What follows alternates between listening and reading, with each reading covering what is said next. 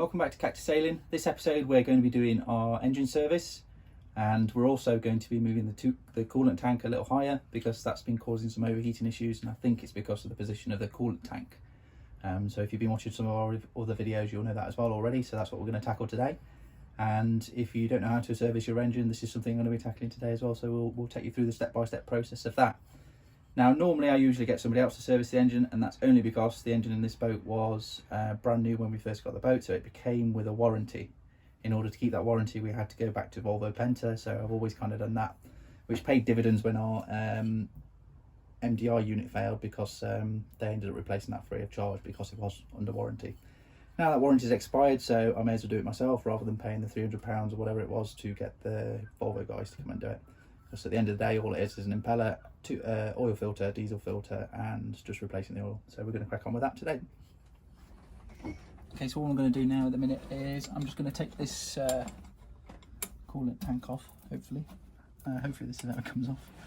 And I've made, in the meantime, whilst I was away from the boat, I made this metal bracket up as well. So what I'm hoping to do is use that to raise the coolant tank up without moving it too far, because this is more a test. I think if this does work and we don't get any more overheating issues, I think I'm going to end up putting it up on the back wall or up onto the side wall there or something, but the pipe's not quite long enough for that at the minute. So if I fit this bracket and it all works, then I know I need to do a bit more of a permanent job.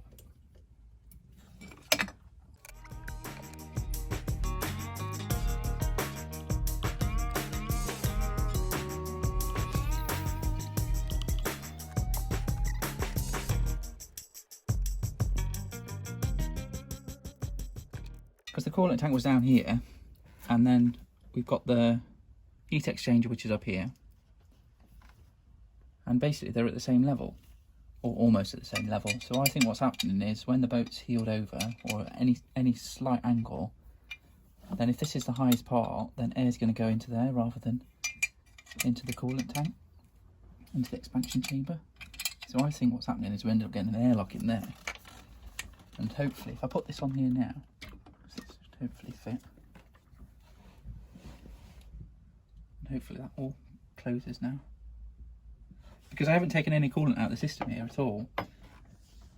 So all the air now, because this is the highest bit, is all going to go up to this top bit here. Now the coolant level here, as you can already see, is going lower, so that means that there probably was some air in some of these pipes somewhere, because now we need to top that up. And I haven't altered any of the pipe work either, so the same volume is still in the same system. So as you can see, all that coolant's gone now, and you know the engine's not running, not doing anything with that. So there must have been air in there, and now it's come up here to the highest point of the system. So I think that is going to work, to be honest. But what I might do is, because it's got some little rubber washers on some little rubber washers, or rubber. I don't know what you might call them. They're like a washer that fit between the engine and where the coolant tank was. Now I've put those on the bottom because that's where they were on the bracket, but this has got a lot of movement in it now, and they're there so this doesn't take the vibration. I think that's what they're there for. But I think what I'm going to do is I'm going to put the solid bolts down here and then move the rubber bits up to here. So we'll do that bit, and then hopefully we'll switch the engine on and all will be good. So that's me clamp done and everything else. What I've done is I've topped this back up with a bit of coolant. So I honestly think that is probably going to solve our problem we had with it. So I've topped it up, but I'm pretty sure because of the coolant going in there, then obviously air coming out, and we haven't changed any volume in it, then that has got to be it. Now this was going to be my temporary solution, but to be honest, I don't think it looks too bad, to be honest. I think what I might do at a later date is just file that corner down there, because that can be a bit sharp, and then all I'm going to do is I'm going to put a bit of protection on that pipe there to stop that chafing as the engine vibrates. But other than that, I think that looks like a job good.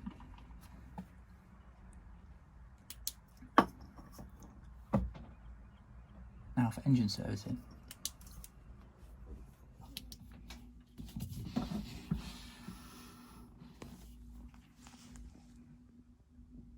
So I've started the service.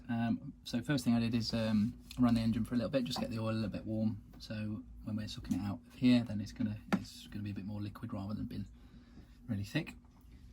So I've took the dipstick out, and using this pipe, gone into the dipstick, and that will go to the bottom of the sump, and that will enable us to take the oil out, take your top cap off the oil filler, so it lets air back into the system. And this is just doing its job of sucking it out. So this engine takes 2.8 litres, so as soon as I've got at least 2.8 out, then I know I'm pretty much there with it. You're not going to get every single drop out doing it this method, but you'll get the vast majority of it out. And then once we've got this out, we'll tackle the oil filter. Hello again. I'm currently in the heads, crouched over in the worst position ever because the door opens the wrong way to be able to do this and everything else. Anyway, that aside, I'm sure you're all going to have bigger boats than we've got, and you'll get better access than what we've got. So this is a oil mat. I'm going to use that underneath the oil filter, and hopefully when they serviced it last, we shouldn't really have to use these, but I've got these just in case. So I should be able to. What are they? So these it's like a ratchet, and it goes around the top of the oil filter like that, and it grips onto it so you can undo it, but they only really should be hand tight anyway. Use my strong hand.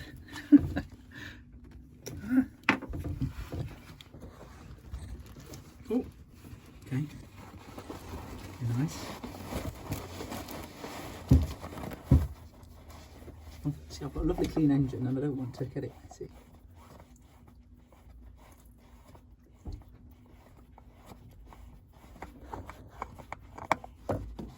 All I'm going to do is I'm going to stick a little bit of this oil on the seal of this one.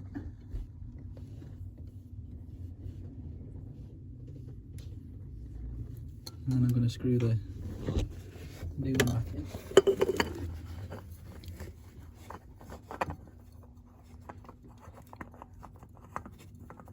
Don't force it in, just let it screw in on its own, because you don't want to cross thread them. I'm just going to get the oil off my hands, and then I'm just going to nip that up tightly. So that's touching the face of the engine. So all I need to do is just do a half turn. That's what it says on the side of these. It's just half a turn once it's tight, and then that should be that done. And then I'll try and clear this mess up the best I can with these rags, and obviously get rid of this one. The oil I've spilt into the bottom.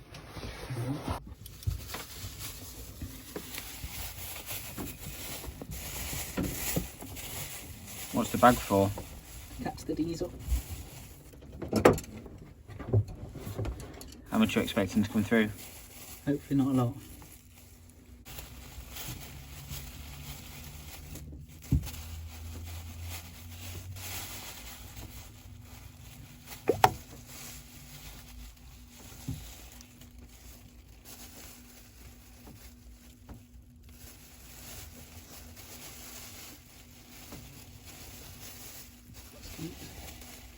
What I'm going to do now is just going to take a little bit of diesel and lubricate this new seal, like so. What I could do is I could pre-fill this filter really, couldn't I?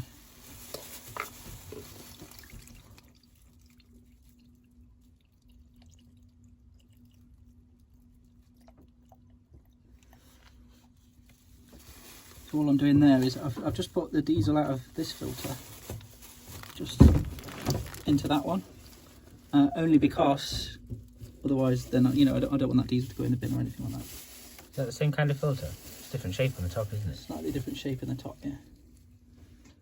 So I can now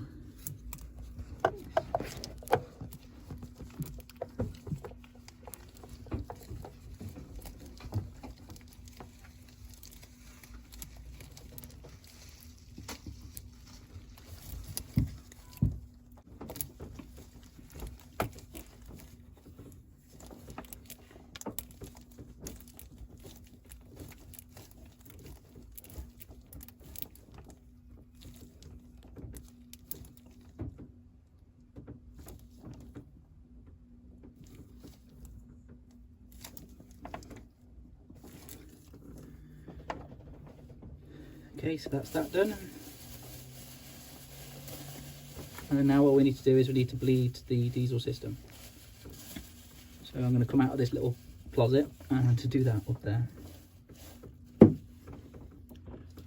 Okay. Right, so what we need to do now is we need to bleed the diesel. So you should have a bleed screw on the top of your engine somewhere. Need a big screwdriver.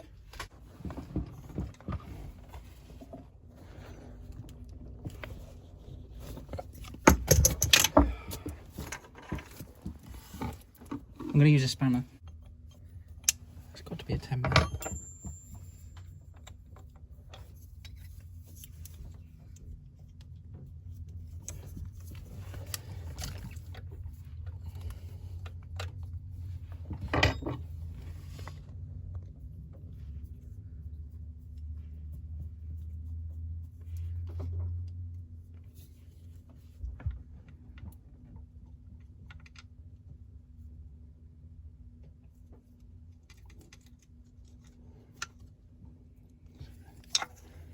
So there is a little hole in that screw, just so you can start to see the air coming out, so you should be able to hear it as well.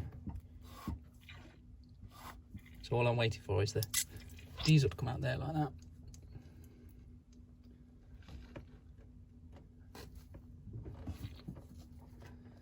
And then once the diesel started to come out of there, we'll just tighten that up. Not sure why I needed a spanner to undo it, to be honest. And then we're going to keep priming it until it goes hard. There we go. So now that should be ready.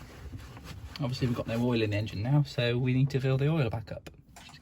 Right, so I've taken roughly 2.5 litres out of there. There's a little bit more in the oil filter, of course. So this is 5 litres, so I should really be putting half of that back in. 1, 2, 3, 4. So that one, isn't it? Made a quick funnel out of an old bottle. Pop that in there. And then somebody did once tell me that you meant to pour it backwards, oil. But I can see that ending in nightmare and tears.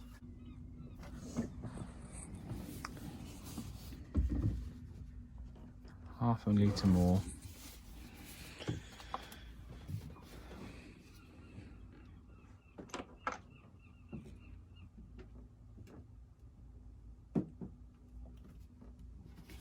Now, too much oil is always a bad thing, so you don't want to put too much oil in. If you do put too much oil in, you can take some back out like the same way that we took the old oil out. But you'd rather not be messing around with that. So that hopefully will last and do next year. Maybe, we'll see.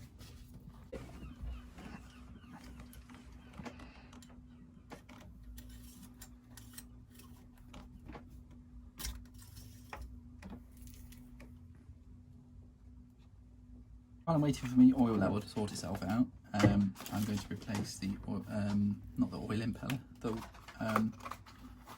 water impeller, raw water impeller. So this is the one we've taken out, and you can just see on here we've got a little arrow which tells you which way it goes around. So I think the way that you're looking at it, so it goes around that way, yeah? So it goes anti-clockwise. Gasket's gone. Ah, your gasket's gone, yes. You got a new gasket? Yeah. Very good. Right, where does this impeller go? This impeller slots back into this. I'm just trying to bend these the way that it should turn around inside the housing.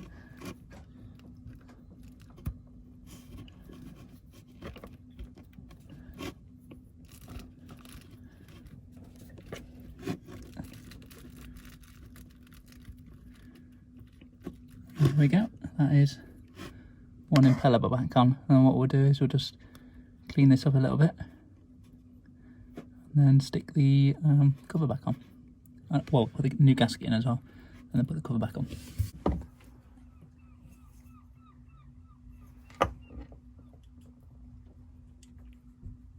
So I'm going to put my screws through a couple of these holes first, only because then the gasket's not going to move when I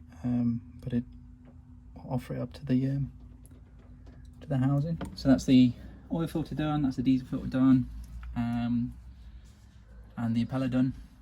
So we're gonna, well, all I've done as well is I've topped this back up with water, and I'm going to start the engine, and all shall be good, hopefully. I've primed the diesel pump so it will start first time, so I'm just going to go up there onto the deck and start it, and then hopefully it will start first time, which you surely shall hear.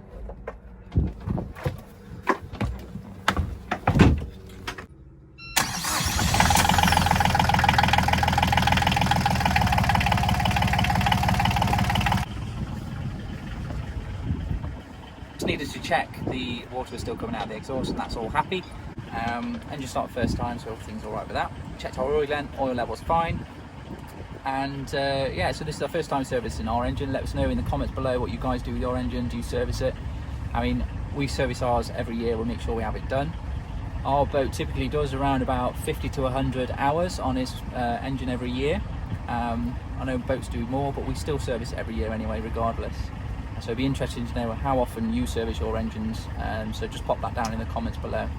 If you like the video, give it a thumbs up, and don't forget to subscribe to our channel, because there's loads of other videos we do, whether that be sailing or a bit of DIY now and then. Alright, until next time.